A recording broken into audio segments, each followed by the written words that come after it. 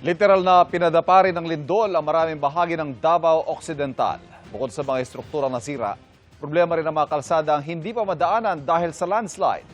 At nakatutok live si Argel Relator ng GMA Regional TV. Argel.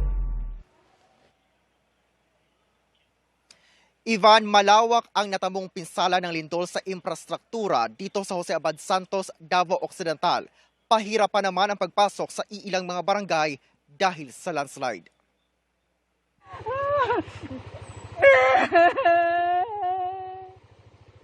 Naiyak na lang sa takot at pangamba ang gurong si Sandy Joy matapos siyang muntika ng matabunan ng guho ng yumanig ang magnitude 7.8 na lindol kahapon.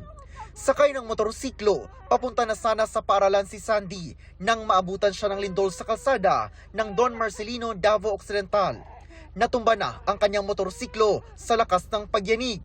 Napagitnaan pa siya ng dalawang pagguho ng bahagi ng bundok. Thank you! Ligtas siya, ngunit nagtamo ng mga galos at pasa sa katawan. Mga kapuso, papunta na sana tayo ng Jose Abad Santos, Davao Occidental. Ngunit natigil tayo dito sa Sitio Kawayan, Barangay Kyobog ng Don Marcelino, Davao Occidental dahil nga nakikita natin nagsasagawa pa ng clearing operations itong mga otoridad dahil nga itong bahaging ito ng bundok ay gumuho bunsod ng matinding pagyanig kahapon ng umaga. Ang residenteng si Woody, iilang hakbang lang ang layo ng bahay sa gumuhong bahagi ng bundok. Yan natingala ko na ako sa kong balay, kalit panang ang balay kang nauyog.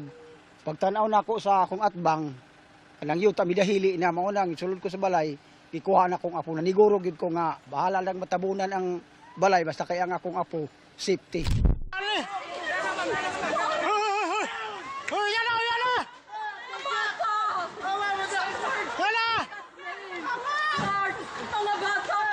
Nagsitakbuhan naman ang mga magulang papasok ng Kalbay National High School sa bayan ng Jose Abad Santos para makuha ang mga anak nilang nagmamadali namang makalabas ng eskwelahan nang tumama ang lindol kahapon.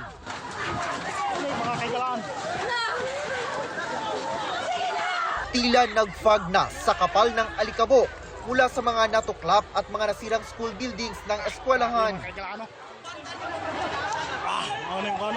Pahirapan pa sa ngayon na makalusot papunta sa naturang lugar. Ayaw sa building, please.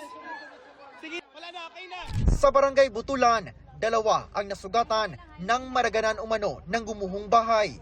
Hindi pa passable ang daan sa naturang barangay, kaya isinakay sila sa motorbangka papuntang District Hospital. Sa mismong sentro ng Jose Abad Santos, nakakordon ang kanilang munisipyo. Sa mga tent muna nag-oopisina ang mga empleyado ng LGU. Malaki rin ang pinsala na dulot ng lindol sa barangay Magulibas. Isa sa mga pinakagrabeng naapektuhan ng lindol dito sa bayan ng Jose Abad Santos, ang barangay Magulibas. At ito na nga ang itsura ngayon ng kanilang barangay hall. Nagbagsakan ang nasa itaas na bahagi ng estruktura at malalaking bitak ang makikita. At sa harap ng barangay hall, ito naman ang kanilang covered court. Ito na ang itsura sa ngayon ng kanilang covered court na pinadapa ng lindol. Gawa pa naman ito sa bakal. Ang kaning gym na mo, kanang naghinay-hinay na siya mo, pagkatumba niya. Pero niuna jud ang kanang barangay hall sa taas niya. Pero wala tao diha. Wala sir, kay sayo pa man sa buntag. Pero wala po tao sa gym. Wala pa po, pasalamat lang po ko sa Ginoo, wala gyud tao pa. Noong 1 taon lang daw ni-repair ang covered court na pinalitan ng bubong. May makikita ring sira at bitak sa katabing health center at multipurpose hall. May malalaking bitak rin sa konkretong kalsada. Doon muna kami sa dati naming building sa dati naming barangay hall na doon kung saan kami nag-session, doon muna kami pansamantala. Ang bahay ng pamilyang Bacolod, nawala na ang pader. Nakabiti na ang kanilang bahay sa Pangpang. Trauma yun, sir. Tanan gyud mi pati mga anak nako mo linog lagamay kanang kuratan dayon mo aksyon na sila hilak kulbaan gyud sila, sir.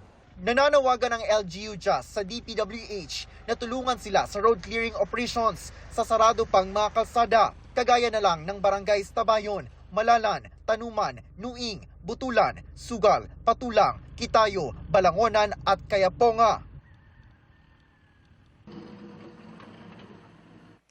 Ivan, kinumpirma ngayong hapon lang ni Jazz Mayor Jason John Joyce na 7 na nga ang naitalang namatay sa landslide matapos ang lindol. Ivan.